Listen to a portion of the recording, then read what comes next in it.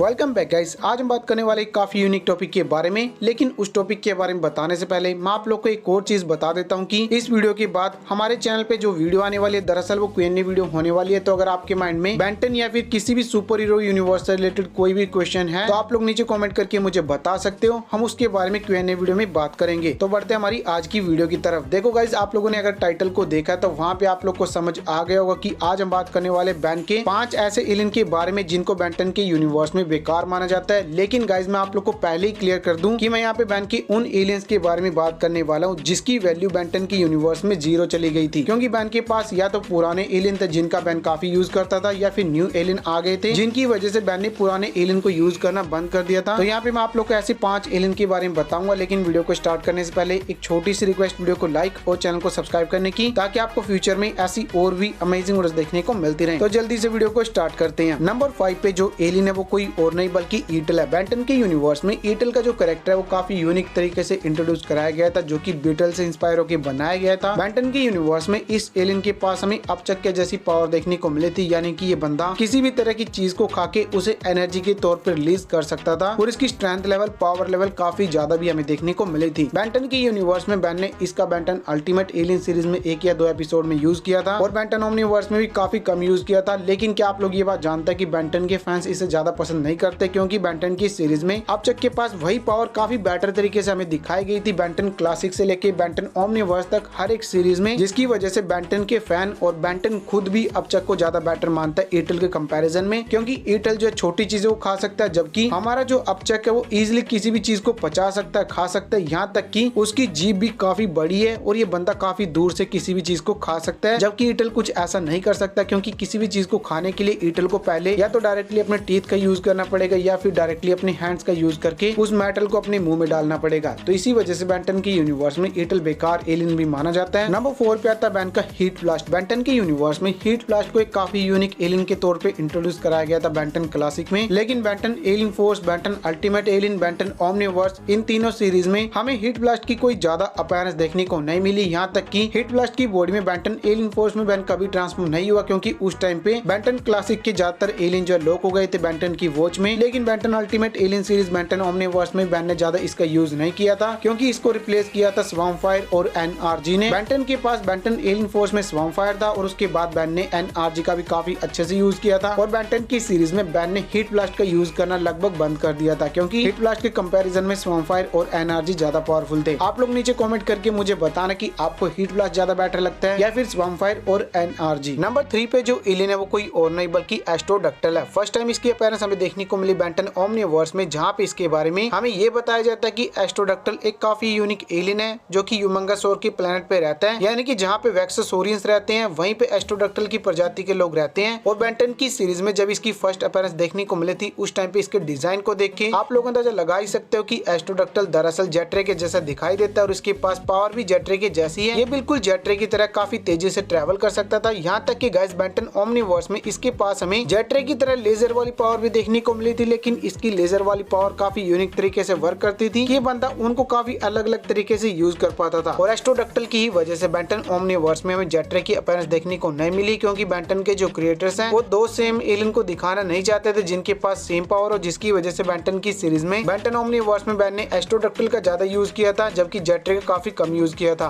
हालांकि Ben 10 ultimate alien series में jet रे ने एक बार लाइट की स्पीड से भी ट्रेवल किया था। आप लोग नीचे कमेंट करके मुझे बताना कि आपको एस्ट्रोडक्टल बेटर लगता है या फिर बेन का जेट रे बेटर लगता है। नंबर 2 पे वाइल्ड वाइन। बेन 10 के यूनिवर्स में वाइल्ड वाइन का जो कैरेक्टर वो काफी यूनिक तरीके से हमें इंट्रोड्यूस कराया गया था, जहाँ पे बेन 10 क्लासिक में जब बेन को एक प्लांट मॉन्स्टर के साथ बैटल करनी थी, उस टाइम पे हमें वाइल्ड वाइन की फर्स्ट अपीयरेंस देखने को मिलती है, और ये बंदा उस प्लांट मॉन्स्टर के साथ बैटल करता है और उसे नॉकआउट भी कर देता है। लेकिन क्या तुम ये बात जानते हो कि बेन 10 की सीरीज में वाइल्ड वाइन की जो अपीयरेंस है बेन 10 क्लासिक में काफी यूनिक तरीके से दिखाई गई थी, लेकिन ना तो बेन 10 एलियन फोर्स में हमें देखने को मिला, ना ही बेन 10 अल्टीमेट एलियन सीरीज में। बेन 10 ओमनीवर्स में कुछ अपीयरेंस हमें इसकी देखने को मिली थी, लेकिन स्वार्मफायर की वजह से बेन 10 के यूनिवर्स में इसकी काफी कम अपीयरेंस देखने को मिली थी, क्योंकि बेन 10 एलियन फोर्स में बेन के पास स्वार्मफायर आ गया था, जिसके पास बिल्कुल वाइल्ड वाइन की जैसी पावर थी, प्लस हमें स्वार्मफायर के पास हीट ब्लास्ट वाली पावर भी देखने को मिली थी, जिसकी वजह से बेन 10 जो वाइल्ड वाइन की बजाय स्वार्मफायर का ज्यादा यूज करता था, और इसी वजह से बेन 10 ओमनीवर्स तक बेन 10 का जो वाइल्ड वाइन है वो बेन 10 के फैंस के लिए मजाक बन के रह गया, और बेन 10 की सीरीज में इस एलियन को एक बेकार एलियन के तौर पे भी जाना जाता है, जो कि आप लोग बोल सकते हो कि बेन को ही पसंद नहीं था। आप लोग नीचे कमेंट करके मुझे बताना कि आपको स्वार्मफायर बेटर लगता है या फिर बेन का वाइल्ड वाइन बेटर लगता है। नंबर 1 की बात करें तो यहाँ पे कोई और नहीं बल्कि बैन का क्रोमा स्टोन है। बेंटन के यूनिवर्स में क्रोमा स्टोन की फर्स्ट अपीयरेंस हमें देखने को मिली बेंटन एलियन फोर्स में, जहाँ पे बैन क्रोमा स्टोन का काफी यूनिक तरीके से यूज भी करता था